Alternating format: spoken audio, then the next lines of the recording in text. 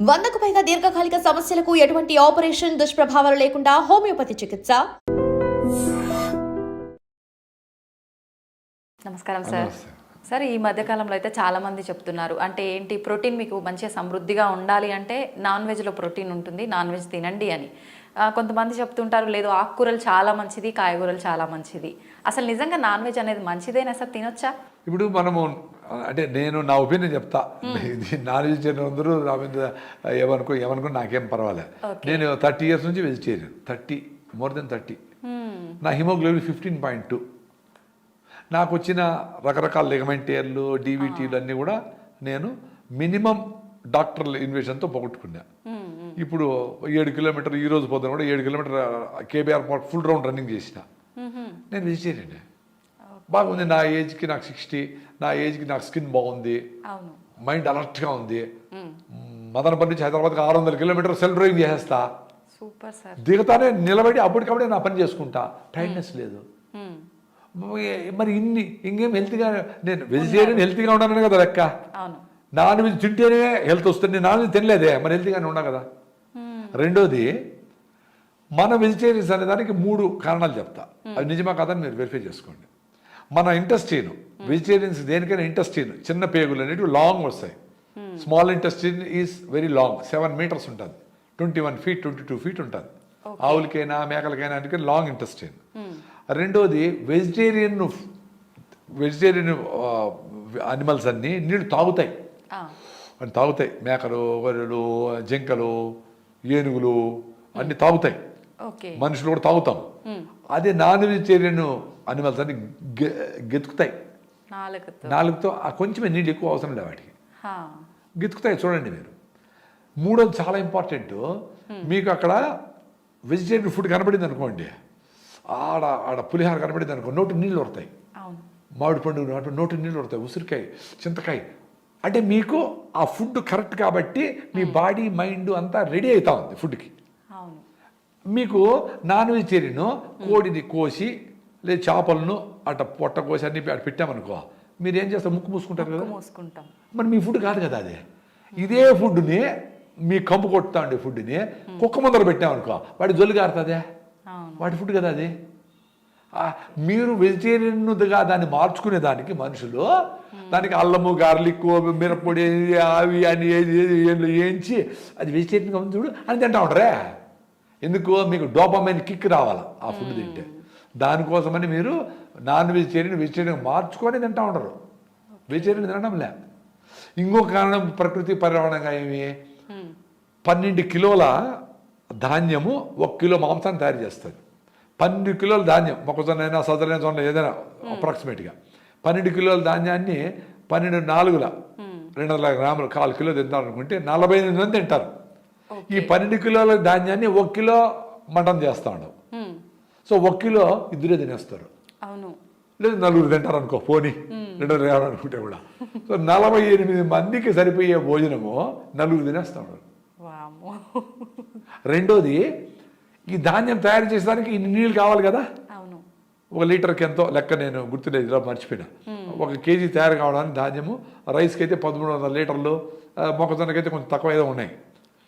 ఈ నీళ్ళన్నీ వేస్ట్ చేసి వాడి ధాన్యం తయారు చేసినాం. మళ్ళీ ఈ కోడినో మేకనో పెంచేదానికి దానికి మళ్ళీ ధాన్యం వేసి, దానికి ఫీడ్లు వేసి, గీళ్ళు వేసి, ఇవన్నీ వేసి దానికి ఇన్ని నీళ్లు వేస్ట్ చేసి వాడి మళ్ళీ దాన్ని తయారు చేసినాము. ఎంత కరెంటు, ఎంత న్యాచురల్ రిసోర్స్, ఎన్ని నది నీళ్లు, ఎంత రిసోర్సెస్ అవసరం ఏముంది. ఇది చెప్పేసి మనం నాన్ వెజిటేరియన్ మీ ఇష్టం, ఇంకా నేను తినొద్దో చెప్పాలా, తిని హ్యాపీగా ఉండండి, మేము తినకుండా కూడా హ్యాపీగా ఉన్నాము. మేము ప్రోటీన్ కోసమని సాయంత్రం పొద్దున్నే ఓకే మిలెట్స్, పల్లీల చట్నీ, పల్లీలు మంచి ప్రోటీన్ కదా. ఇంకా పప్పు ధాన్యాలు ఫుల్గా పప్పు వేసుకొని కుమ్ముతాం వేసి బాగా. ఇంకా సాయంత్రం అయ్యేటప్పటికి శనగలు, అలసందులు, బొబ్బర్లు అంటారు ఆంధ్ర సైడ్, పెసలు, ఆ తర్వాత ఇది శనగలు, నల్ల శనగలు, తెల్ల శనగలు, ఇవన్నీ బాగా ఉడకబెట్టి దానికి బాగా తిరమాత పెట్టి ఆనియన్స్ వేసి, నిమ్మకాయ విండి, కొబ్బరి తురుము వేసి ఇంత తిన్నామనుకో రోజు వస్తుంది కదా ప్రోటీను. ఓకే, కొబ్బరి తురుము కూడా వేసుకుంటారా? బట్ టేస్ట్గా ఉండేదానికి. ఓకే, కొబ్బరిలో ఫైబర్ ఉంటుంది. కొబ్బరి మీకు బ్రెయిన్ టానిక్ అని, బ్రెయిన్కి టానిక్ కొబ్బరి. అందుకనే డాక్టర్ బిఎం వెంకటే గారు కొబ్బరిని సూపర్ అన్నారు. మనమే కొబ్బరి తింటే కొలెస్ట్రాల్ వచ్చేస్తుంది అని చెప్పి అందరూ కొబ్బరి అనేది bad propaganda, wrong propaganda. Digestion problem కూడా ఉంటుంది, అరగదు కొబ్బరి తింటే అంటుంటారు సార్ చాలా మంది. అదే ఇప్పుడు మీరు ఏం పెడితే అది అరిగించాలి, మీ బాడీ రెడీ అవుతుంది, మీ సిస్టమ్ రెడీ అవుతుంది. ఇప్పుడు మీరు మంచిగా కొర్రలు, సాములు, రాగి ముద్ద, జొన్న రొట్టెలు దీన్ని బాగా పనిచేస్తూ ఉంటే దాన్ని అరిగించే దానికి సరిపోయే మైక్రో ఆర్గానిజం, మైక్రోబ్స్ లోపల తయారవుతాయి. మీరు స్టైల్గా లోపలికి బుడుక్కని లోపల పోయి చేశారనుకో, బుడుక్కని బయట వచ్చేదానికి ఏమేమి చేస్తారో ఆ వ్యవస్థ రెడీ అయి ఉంటుంది. సో మీరు కొర్రలు, సాములు, జొన్న రొట్టెలు స్టార్ట్ చేశారనుకో, కొబ్బరి, శనగలు కొన్ని ఎక్కువ తినే స్టార్ట్ చేశారనుకోండి, ఏది స్ప్రౌట్స్ ఏదైనా వారానికి ఒక రోజు మీరు మొలకలు కూడా తింటే మంచిదే. వారానికి ఒక రోజే, రోజు కాదు. రోజు తాగితే గ్యాస్ ట్రబుల్ రావచ్చు. అవి తిన్నప్పుడు వాటిని డైజెస్ట్ చేయడానికి సరిపోయే మైక్రోబ్స్ ఆ సిస్టమ్ లోపల రెడీ కావాలి కదా. అది వారమో నెలలో పడుతుంది. అందులో నాకు అరగలేదు నిలిపేస్తే ఎట్లా అరుగుతుంది? ఇప్పుడు చెరుకు పెట్టే గానిలో ఇనపరాళ్ళు పెట్టామనుకో, రాయి వేసామనుకో, కరుగుతుందా? అంతే కదా. మీ సిస్టమ్ ఈజీగా అలవాటు అయింది, దానికి కాదు. కొన్ని రోజులు ట్రై చేయండి. 2 స్పూన్లు కొబ్బరి నూనె తాగండి పొద్దున్నే. బ్రెయిన్ టానిక్ అది. మనకు ముసలితనంలో వస్తుంది చూడు, డెమెన్షియా, పార్కిన్సన్స్, అదిరే రోగాలు, ఇట్లా వాటికన్నిటికీ కౌంటర్ అవుతుంది. పొద్దున్నే రోజు మీరు తాగండి కొబ్బరి నూనె 2 స్పూన్లు. చిన్నపిల్లలకు 1 స్పూన్, పెద్దలు 2-3 స్పూన్లు తాగండి. అది అద్భుతాలు చేస్తుంది. తర్వాత మీ బ్రేక్ఫాస్ట్తో పాటు 2 రోజులు నువ్వుల లడ్డు, 2 రోజులు పల్లీల లడ్డు, 2 రోజులు కొబ్బరి లడ్డు, ఇవి తాగండి. మీరు 1 మంత్లో 2% హిమోగ్లోబిన్ పెరుగుతుంది. ఇది అద్భుతం, ఇంకేం అవసరం లే. మీరు లడ్డు చేసే టైం లేకపోతే మీ బ్రేక్ఫాస్ట్ టేబుల్ మీదనే ఒక గ్లాస్ బాటిల్లో నువ్వులు కొద్దిగా వేస్తే టేస్ట్గా ఉంటాయి, ఫ్లేవర్ బాగుంటుంది. వేయించారు పెట్టండి. బెల్లం ముక్కలు అంత మొక్కలు చేసి పెట్టండి. ఆర్గానిక్ బెల్లం, నల్ల బెల్లం, తెల్లగా ఉండేది కాదు. తెల్లగా ఒరిజినల్గా ఏమైనా రైస్ చేస్తే తీసుకోండి, కానీ తెల్లదాని కోసం కెమికల్స్ కలుపుతారు, అది మంచిది కాదు. హైడ్రోస్ అన్ని కలుపుతారు, అది మంచిది కాదు. పల్లీలు రాత్రి నానబెట్టేసి పొద్దున్న అన్ని పల్లీలు 2 రోజులు పెట్టండి.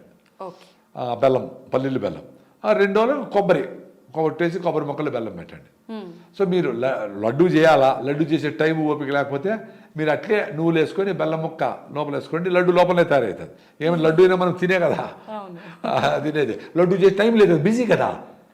ఏదైనా చిన్న పని చెప్తే అమ్మ పని టైం లేదే అంటాడు.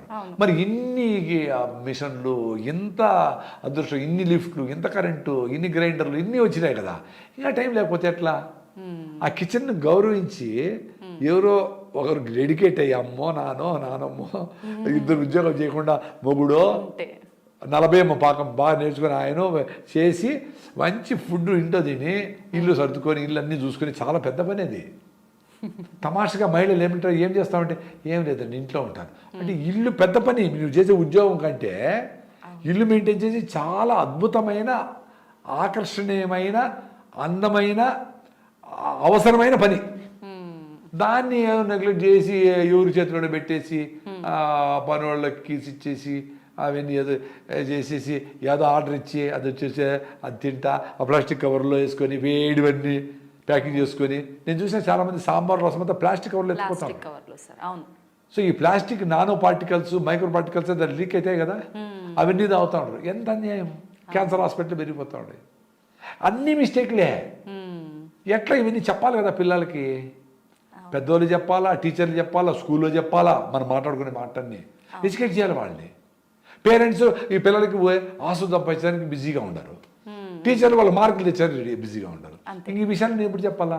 ఇప్పుడు సెంట్రల్ గవర్నమెంట్ రీసెంట్గా స్కీమ్లో ఈ విషయాలన్నీ, ఎన్విరాన్మెంటల్ ఇష్యూస్, వ్యవసాయము, పని, పాడి పంట, అట్లా చదువు, సంధ్య అన్నీ, అంటే పనులతో పాటు చదువు కూడా ఉండాలా అనేది ఇప్పుడు రీసెంట్గా ఈ ఎడ్యుకేషన్ పాలసీలో వచ్చినట్లుంది. అందుకనే మా పొలం దగ్గర కూడా పిల్లల్ని పిలుచుకొచ్చి కంపల్సరీగా ఫోటోలు తీసుకొని వచ్చినాము, చేస్తాము, వరి నాటారు, ఏదో కొన్ని చిన్న పనులు చేయించాలని కూడా చేస్తూ ఉన్నాము. నిజంగా ఎంత చేంజ్ అయిపోయింది సార్. ఒకప్పటి కాలంలో అయితే తల్లి తండ్రి వ్యవసాయం చేస్తే పిల్లలు స్కూల్ నుంచి రాగానే వెళ్ళటం, చూసుకోవడం, న్యాచురల్గా ఇన్వాల్వ్ అయ్యేవాళ్ళు. ఏదో ఒకటి మోసుకొని మేము టమాటా బాక్సులు మోసేవాళ్ళం, అన్నీ చేసేవాళ్ళము.